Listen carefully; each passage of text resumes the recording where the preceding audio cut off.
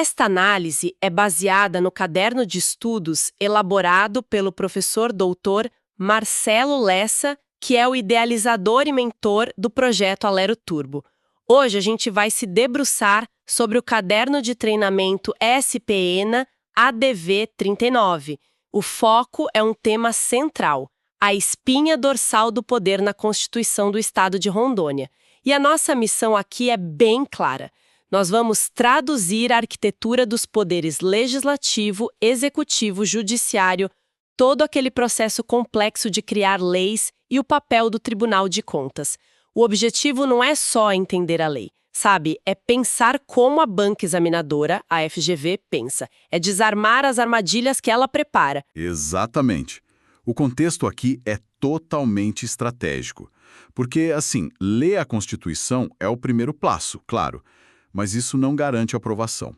A chave, e é o que o material do professor Lessa faz com maestria, é revelar as nuances, as assimetrias com o modelo federal e, o mais importante, aqueles detalhes que a FGV adora usar para separar quem realmente domina o assunto.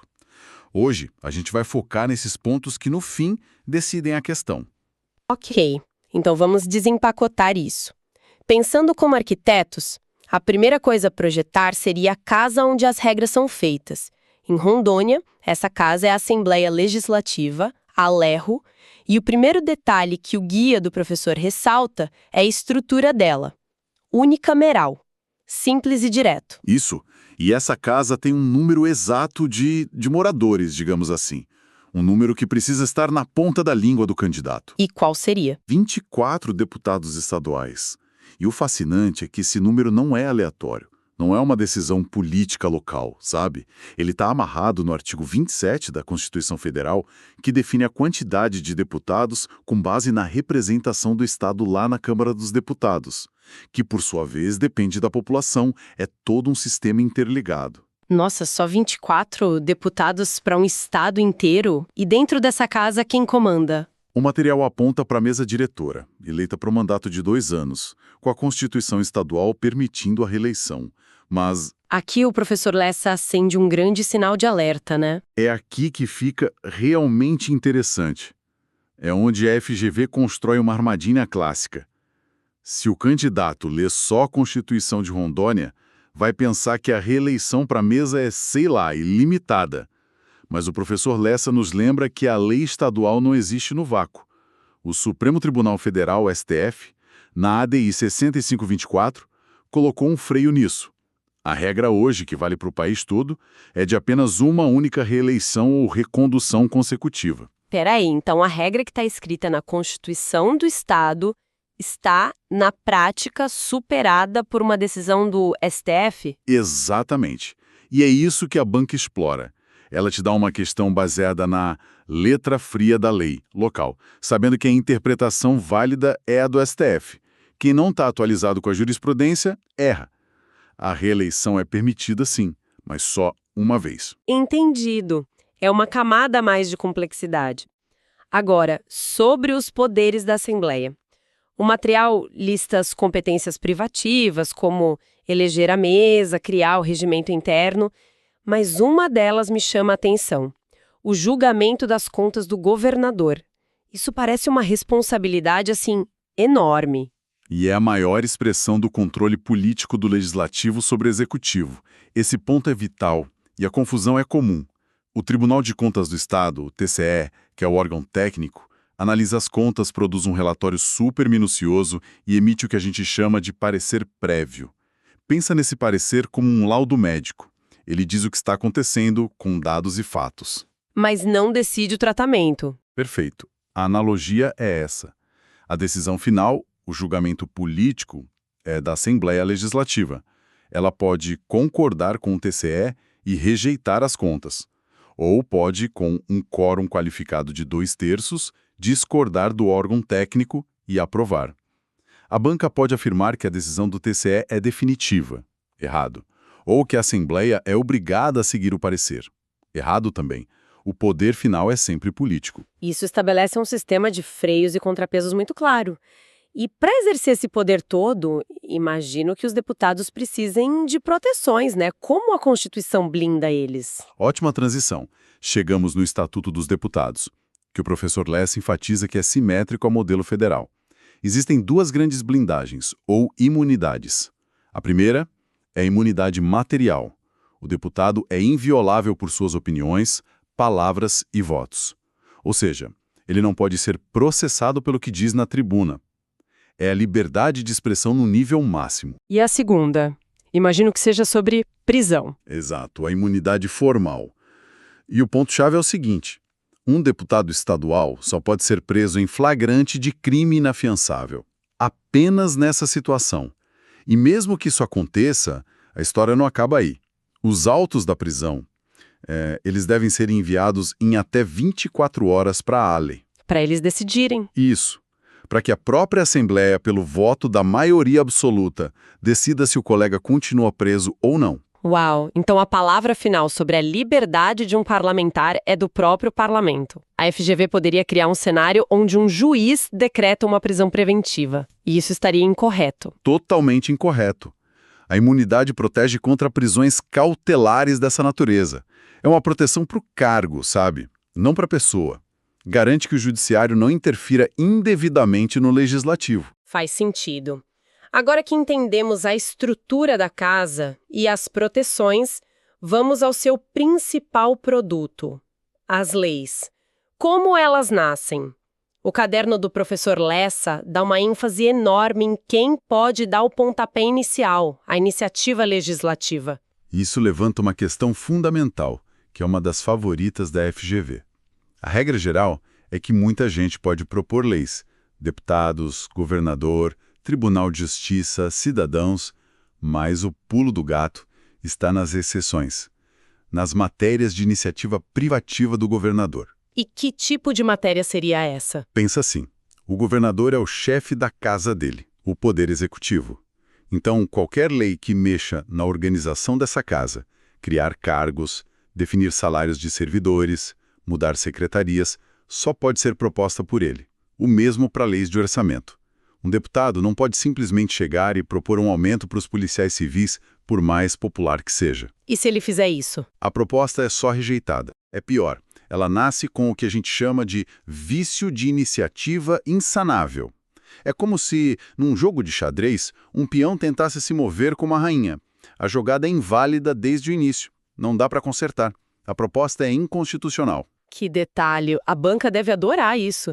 E para alterar a lei mais importante de todas, a própria Constituição Estadual, o processo deve ser ainda mais rígido? Com certeza. O material detalha o processo da PEC estadual. Primeiro, a iniciativa é mais restrita.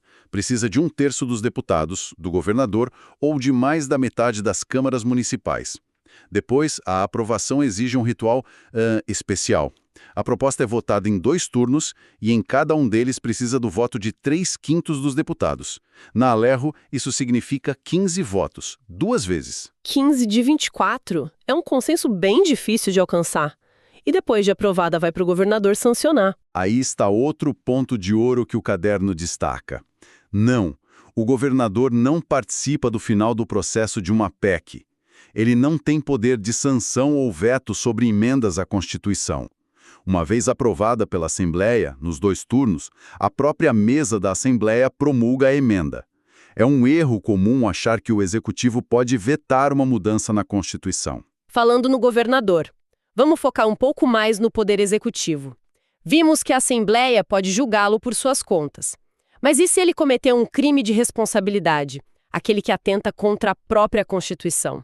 O processo começa na Assembleia, que autoriza por 2/3. E depois? O que é fascinante aqui é o mecanismo que a Constituição cria, espelhando o modelo federal. O julgamento não fica na mão de um poder só.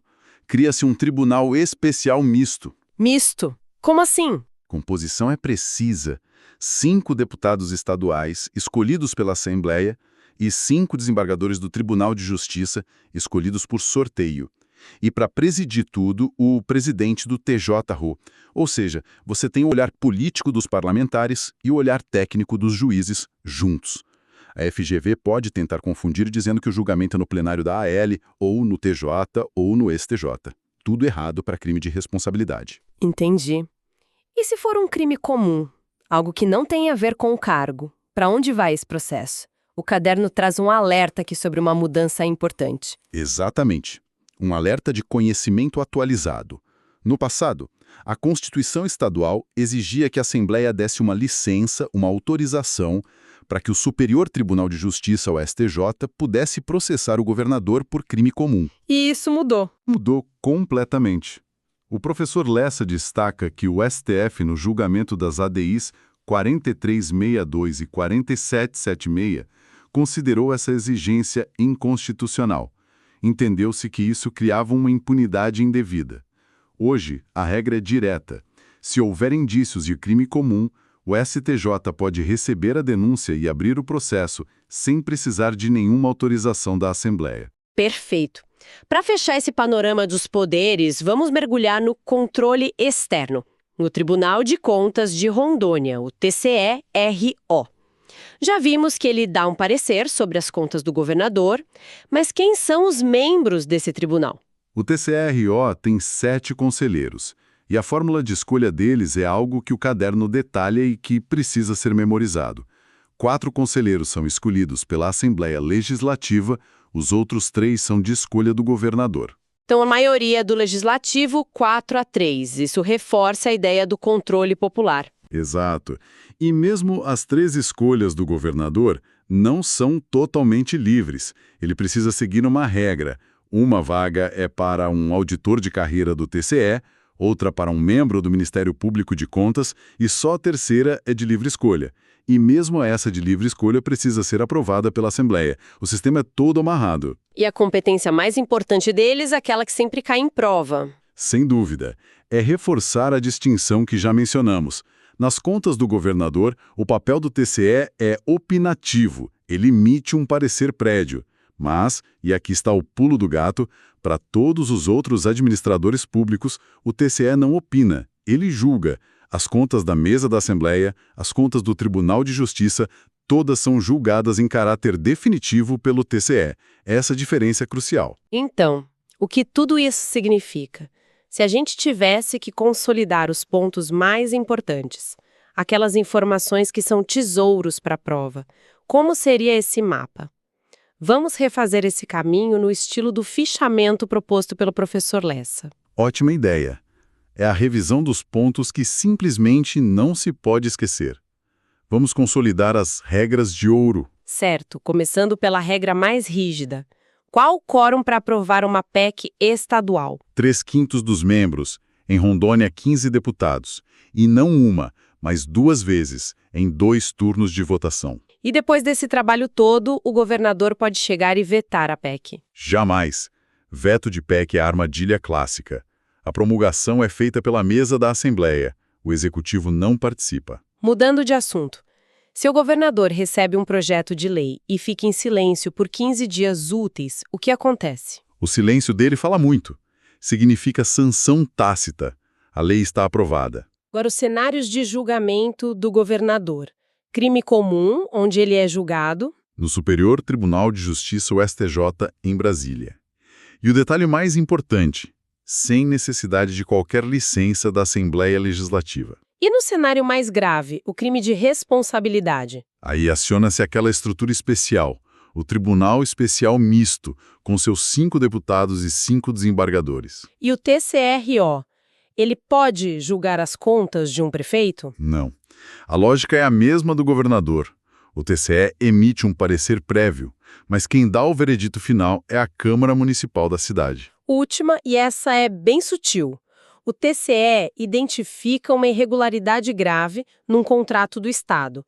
Ele pode, por conta própria, sustar o contrato? Essa distinção é material de questão difícil, não. Ele não pode sustar o contrato diretamente. O contrato já está em execução. Nesse caso, o TCE comunica a irregularidade à Assembleia e é a Assembleia quem tem o poder de sustar. Agora, se a irregularidade for num ato anterior, como no edital, aí sim o TCE pode agir diretamente e sustar o edital. A diferença entre ato e contrato é o que separa os candidatos bem preparados. Para fechar, o material do professor Lessa não entrega só conteúdo, mas também uma mensagem final de força, né? Sim, a síntese estratégica dele é poderosa. Guarde isso. Governador em crime de responsabilidade vai para o Tribunal Misto. Governador em crime comum vai para o STJ. E a composição do TCE é 4 para a Ali, 3 para o governador. Só dominar esses 3 pilares já coloca qualquer um em outro patamar de competitividade. E a mensagem do professor é de pura inspiração. Vocês serão os guardiões dessa Constituição. A posse é certa. E como uma reflexão final, para além da prova, fica uma provocação.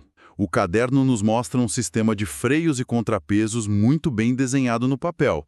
A Assembleia fiscaliza, o TCE audita, mas vale pensar em como a realidade política, dinâmica do dia a dia, como uma base governista muito forte na Assembleia, por exemplo, pode tensionar a eficácia desses controles.